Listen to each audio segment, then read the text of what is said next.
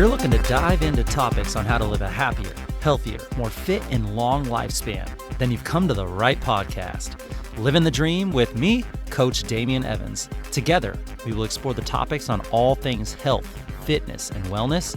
Together, we will be lifelong learners on this journey to living the ultimate dream. What up, Dream Team? Coach D here, coming at you from beautiful sunny San Diego, and welcome back to the Living the Dream podcast. We're going to finish the week strong by covering how to properly fuel our bodies based on what works best for us individually, and in order to reach for our health, fitness, and wellness goals, and in order to live your dream life. And all week long, we've been asking one deceptively simple question: how's the water? On Mindset Monday, we talked about the invisible environment surrounding us and how it quietly shapes our habits, health, beliefs, and identity. On Training Tuesday, we talked about how your environment acts like an unseen coach. And then on Wellness Wednesday, we went one step deeper and talked about how light, noise, technology, relationships, and place become biological information for your nervous system. Today, we're walking into one of the most influential environments in your entire life. I'm talking about your kitchen. Because your kitchen is not just a room where food is stored. It is a decision-making environment. What you buy, what you prepare, what you place on the counter, what you keep at eye level, what can be eaten immediately, and what requires 30 minutes to cook.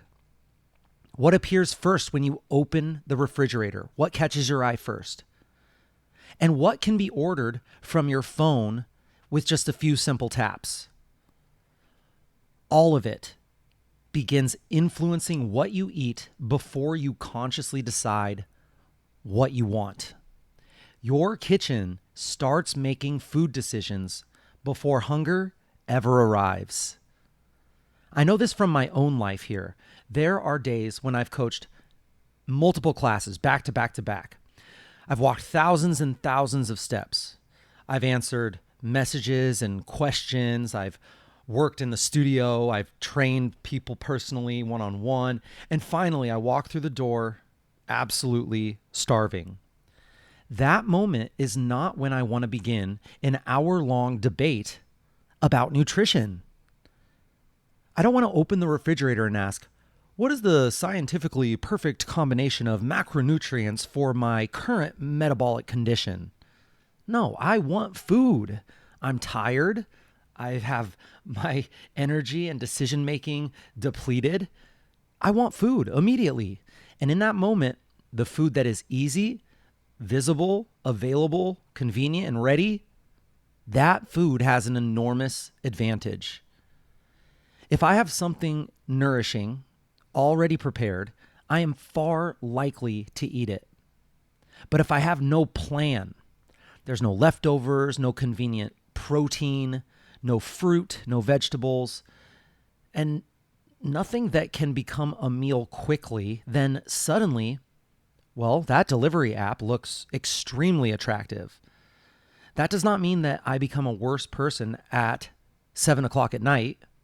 It means my environment created an easier path. And hungry, tired humans tend to notice the easy paths. People often tell me, I know what I'm supposed to eat. I just can't do it. I just don't do it. I know what I'm supposed to do. And I think that distinction is incredibly important. Most people do not need another lecture telling them that fruit, vegetables, minimally processed foods, adequate protein, all of these things are generally supportive for your health. They've heard that. The harder question is, why does the food that I intend to eat keep losing to the food that I actually eat? Sometimes the answer is hunger. Sometimes it's emotion. Sometimes it's schedule, cost, culture. Sometimes it's preference. And sometimes it's lack of cooking skills. But sometimes the environment simply made one option easier than the other. Imagine two versions of the same kitchen. In the first kitchen, you walk in hungry and you immediately see a bowl of fruit, a water bottle already filled with electrolytes in it, Greek yogurt ready to eat, just open it up and eat with a spoon, eggs, leftovers, washed and cut produce, a protein source in a Tupperware that you can heat up quickly, maybe a few frozen meals or ingredients that become dinner in 10 minutes from the microwave or the oven. That's the first kitchen. Now in the second kitchen, you're going to see sweets on the counter, some sort of candy on the counter. You see chips on top of the refrigerator, cookies in a cookie jar right next to the coffee maker. You got sugary soda at eye level as soon as you open the fridge. There's nothing prepared, and everything is frozen in the freezer. Nothing's thawed. Nothing that resembles a quick meal is accessible.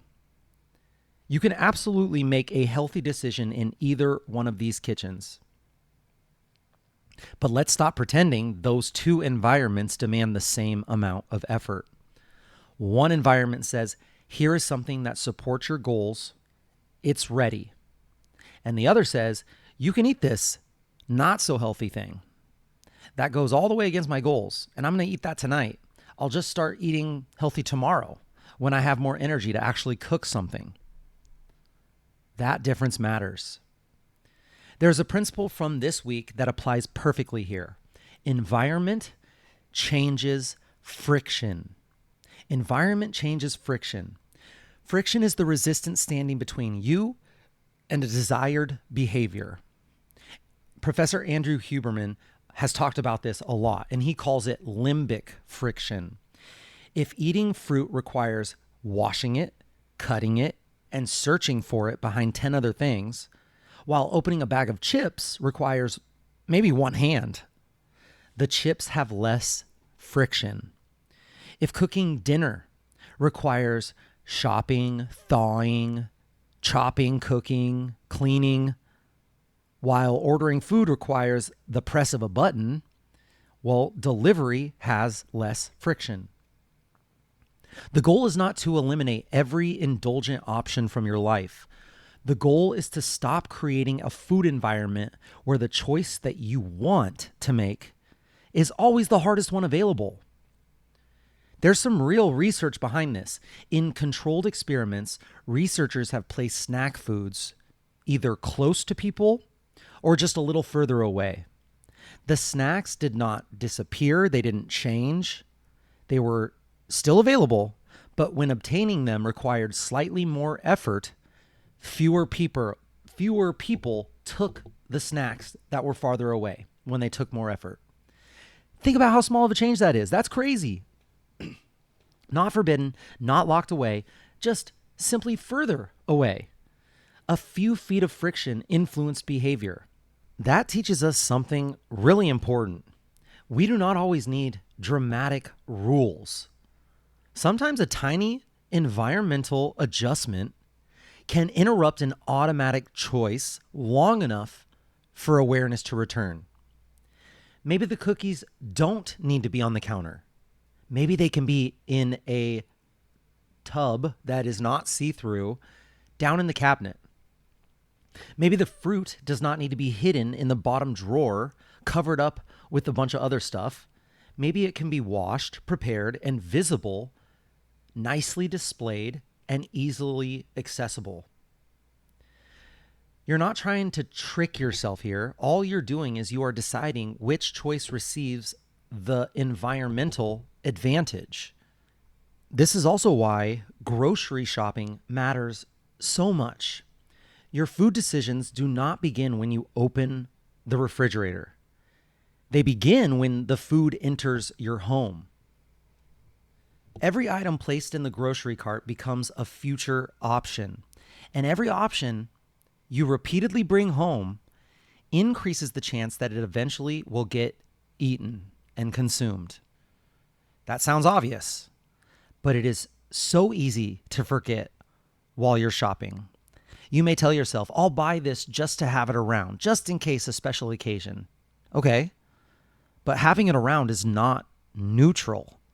It becomes part of your water.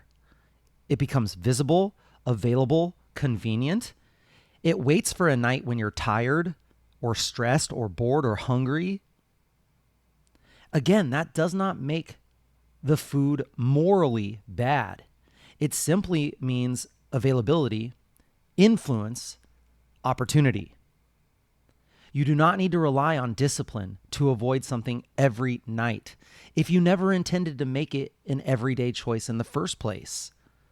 So why do that to yourself? Why bring something into your home that you have to see every day and have to make that mental decision not to consume it when you could just not purchase it? I always tell my personal training clients, if it's something that is a vice for you, some people it's chips, some people it's sweets, some people it's alcohol, whatever it is, you have to drive to the store to buy a single serving size of whatever the item is.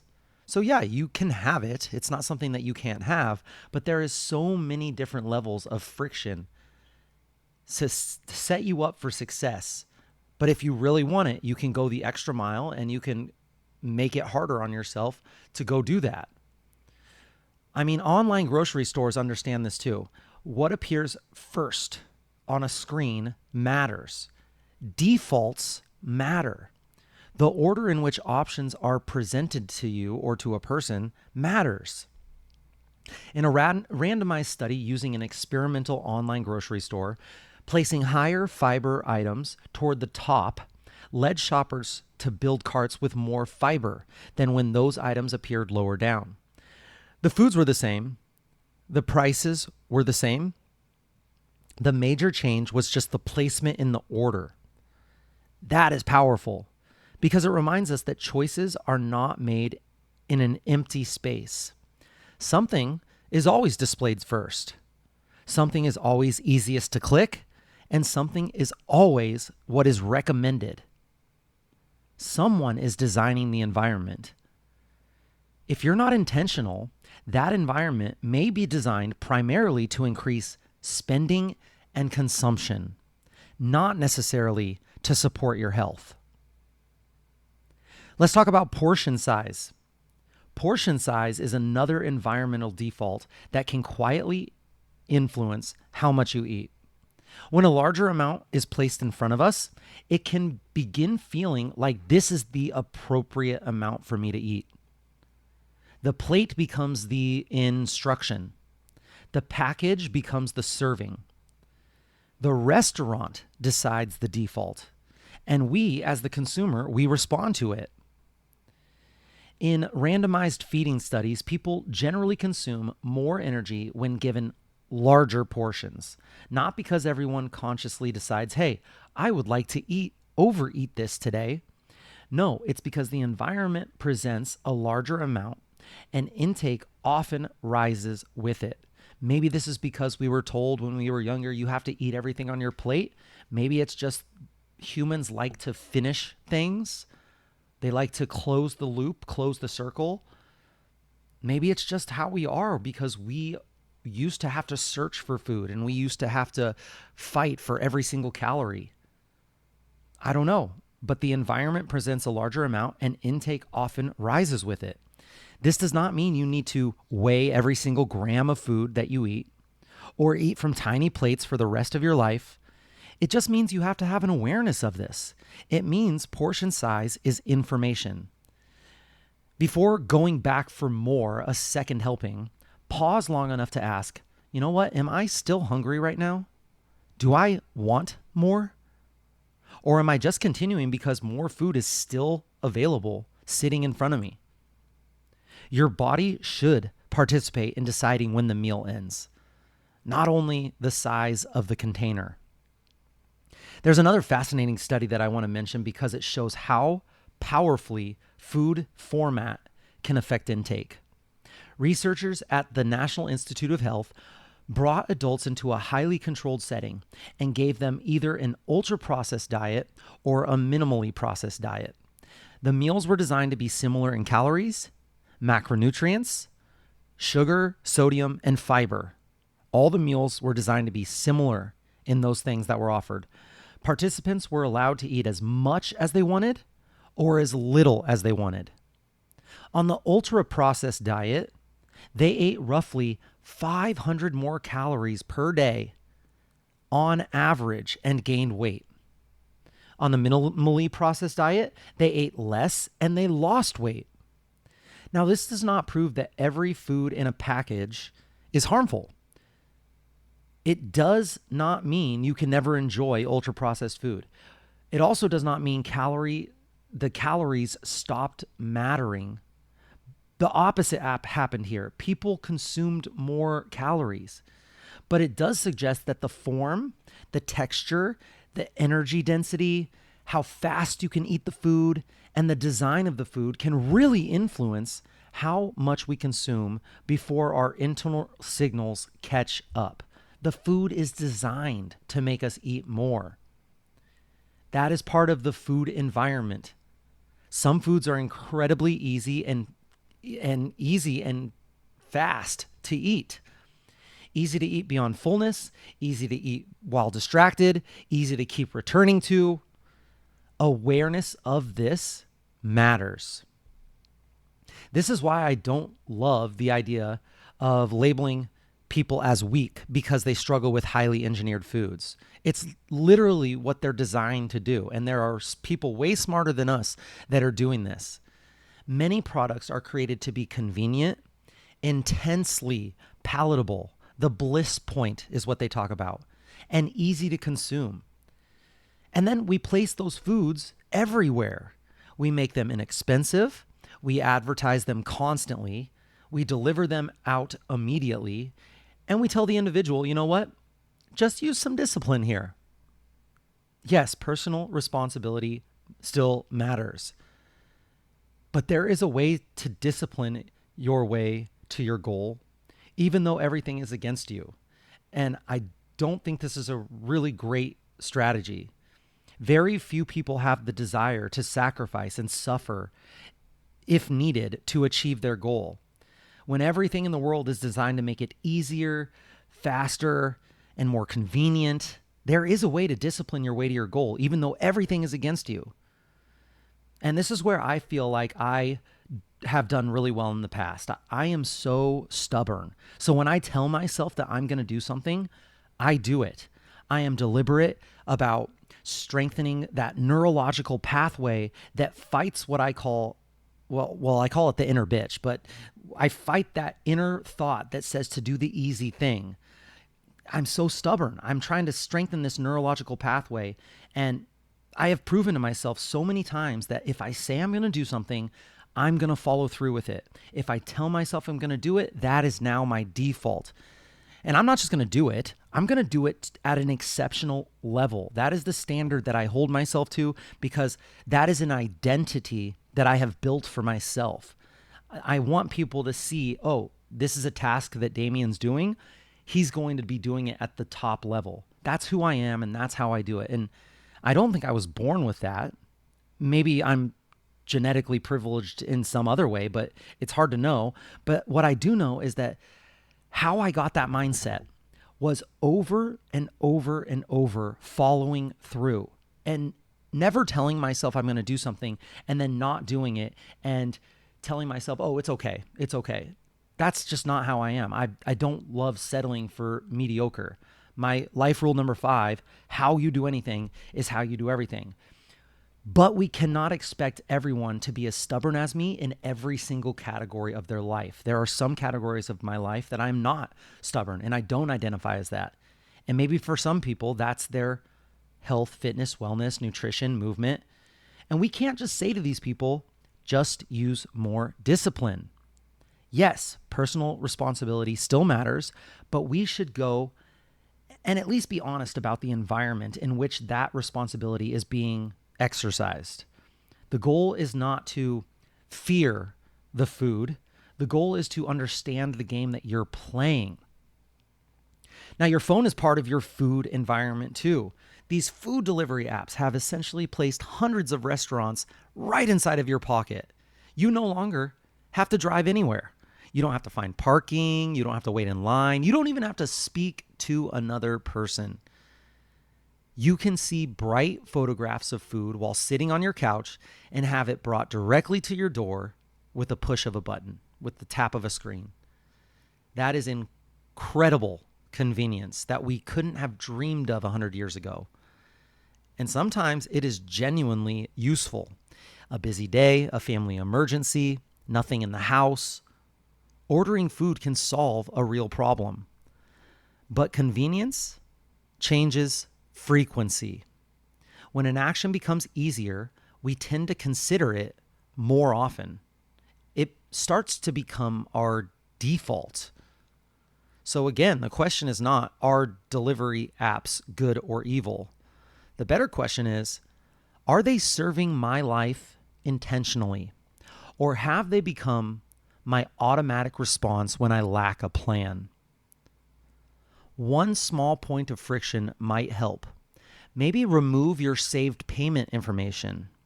Maybe move the app off your screen or uninstall it. And every time you want to order from it, you have to reinstall it and put your payment information in.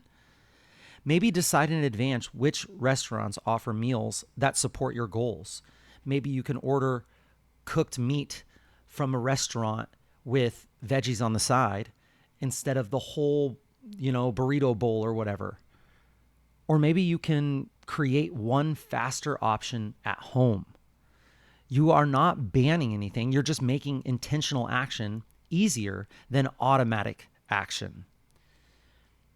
And this leads us to one of the most practical strategies that I teach.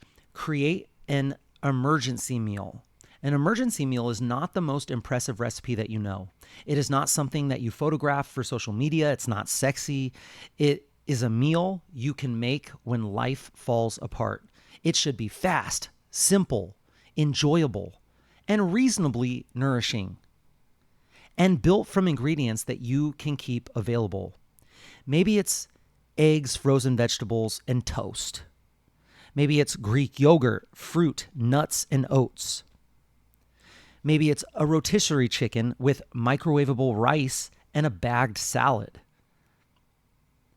Maybe it's frozen grilled chicken, vegetables, and potatoes. It could be a can of tuna with avocado, crackers, and fruit. Maybe a smoothie with protein, fruit, and whatever else works for you. Maybe it is a thoughtfully chosen frozen meal. Really, the exact meal does not matter. The purpose is to give your exhausted future self an option that can compete with that easy takeout option. A nutrition plan without an emergency option is designed only for ideal conditions. And life is not always ideal. We know this. Your environment should be prepared for reality. Being prepared does not mean spending your entire Sunday filling 50 identical containers. Yes, it could be, but meal prep can simply mean reducing tomorrow's friction. Wash the fruit. Cook a little bit of extra meat at dinner.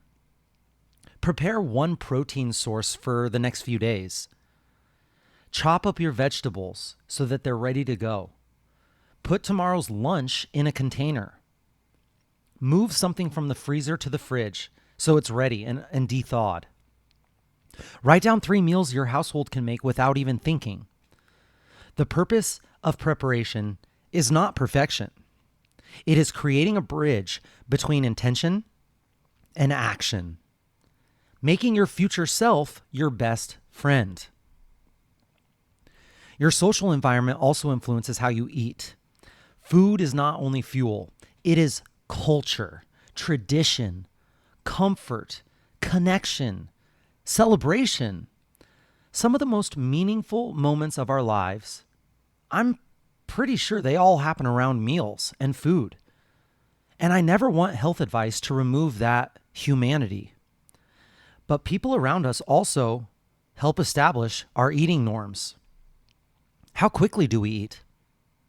How much do we serve? Do we keep eating because everyone else is still eating? Do we drink because everyone else is drinking? Do we gather around a table, or does everyone eat separately in front of a screen? Experiments have found that people may eat more when eating socially with familiar companions than when eating alone. That does not make social meals unhealthy. Connection has such an enormous value. It simply shows that eating is influenced by much more than hunger. The people, the setting, the pace, the celebration, the available food. The goal is not to become hypervigilant at dinner with friends. The goal is awareness without guilt. Enjoy the meal, and definitely enjoy the company. And remember that one social dinner is a moment. It's not your entire dietary pattern. We also need to acknowledge access. It is easy for someone with time and money and transportation, with lots of kitchen space and a nearby really healthy grocery store. It's easy for that person to say, just keep better food at home. Not everyone has the same food environment. Not everyone has the same food environment available to them. Some neighborhoods have better access to affordable produce and grocery stores. Some people work multiple jobs. Some live without even a full kitchen. Some are feeding several people on a limited budget. Some rely on food assistance. And some have physical limitations that don't allow them to do stuff. Some are surrounded by fast food everywhere because that is what is nearby and affordable. I think about my family back in Idaho who live in this really, really small town. All we had was just this tiny little grocery store that my family owned and ran. Like, we don't have a Whole Foods or a Trader Joe's over there. It's essentially kind of like gas station food plus a little bit extra. So this episode is not about judging anyone's shopping cart or pantry or circumstances. Environment is partly personal, but it is also economic and cultural and structural. We should take ownership of the choices available to us while maintaining compassion for the choices that are not equally available to everyone else. So start with what is realistic for you. Frozen vegetables count. Canned beans, canned fish, microwavable rice. That all counts. Prepared food can count. A simple meal. Health does not require an Instagram kitchen filled with expensive ingredients. It requires building the best environment you reasonably can with the resources that you have. There is something else that I want to protect against too. Environment design should not become food obsession. I don't want you staring at every item in your kitchen as though it's attacking your health. I don't want your home to become a place of fear or restriction or shame. A healthy food environment should still contain pleasure. A healthy food environment should still contain flexibility, culture, celebration, and foods that you genuinely enjoy. The goal is not to remove every temptation. The goal is to stop surrounding yourself almost exclusively with choices that conflict with what you say you want. Make nourishing food easy. Make enjoyable food intentional. Make the food that is going to get you closer to your goals more accessible. And give yourself room to live. So here's your Fuel Up Friday challenge. I call it the 10-minute kitchen reset. Check this out. Here's what you're going to do. Set a timer for 10 minutes on your phone. You don't need to reorganize your pantry. You don't need to throw everything away that you love.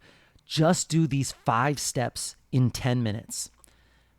Set a timer. Step 1, make one nourishing option more visible. So put fruit on the counter, move yogurt to the front, place water where you're going to see it, Put the food you want to remember where your environment can remind you. Step 1, make one nourishing option more visible. Step 2, prepare one useful ingredient. Maybe you want to wash your fruits and vegetables. Maybe you want to cook eggs. Maybe you want to prepare a protein source. Maybe you want to portion out some leftovers into easily accessible meals. Maybe you want to make something easier to eat tomorrow than it is today. Step 2, prepare one useful ingredient. Step 3, move one automatic trigger. You're not going to ban it from your kitchen. Just move it. Put the snack food in a cabinet instead of right in front of you. Put it in the garage in like a closet. Somewhere where it's harder to get to. Create a few seconds of friction between the cue and the action. Step 3, move one automatic trigger. Step 4, create one emergency meal. Choose the meal, write it down, buy the ingredients, and make sure your exhausted future self has a realistic option. And then step 5, check your digital kitchen. Look at all your delivery apps. Which restaurants are saved? Which meals could support your goals? Does the app need to be on your home screen, or can you put it near the back? Make the automatic choice just slightly more intentional and harder to get to. 5 steps, 10 minutes. That is enough to begin changing your water.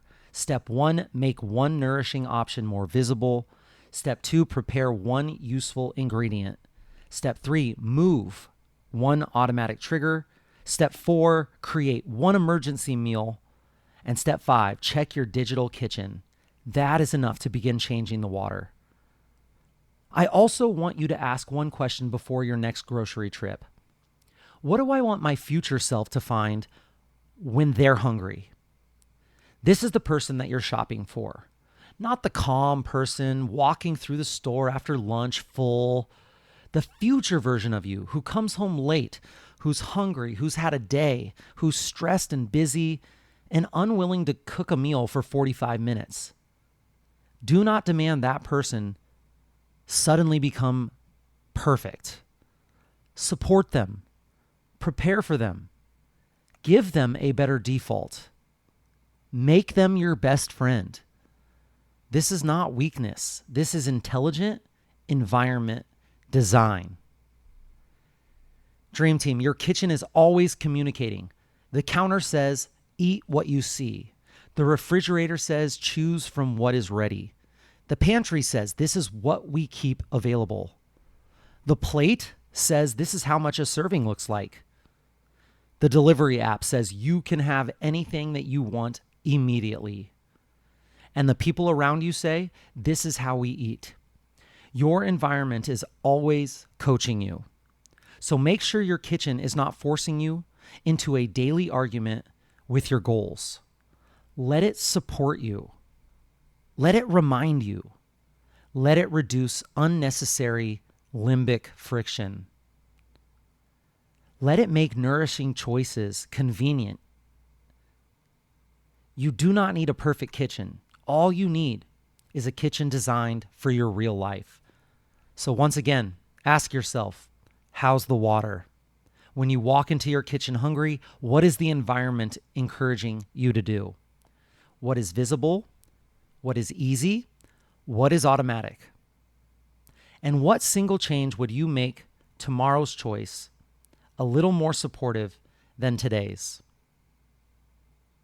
Make the change and make the better choice easier.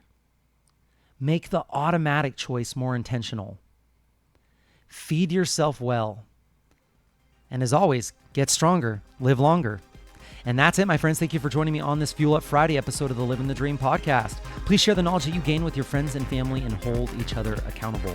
If this episode inspired you, please share it with a friend who could benefit from what we talked about today. To support this podcast and to help it grow, please subscribe on whatever platform you're listening to this podcast on and leave a 5-star review telling others how this podcast has benefited you. Leave a comment as well, letting us know how you're incorporating what you're learning. This is a non-cost way to help get this important wellness content into more people's ears. Take a screenshot of this episode and post it on your stories. Tag me at livingthedream_podcast or at Coach Damien_SD and let us know how this episode benefited you. Let us know what we missed. Let us know what we got wrong. We want to know. Message us if you have any suggestions or tips that would help your Living the Dream team that we can discuss in future episodes. I will be right here with you, working on making us stronger, happier, and healthier humans. Until next time, friends, keep living the dream.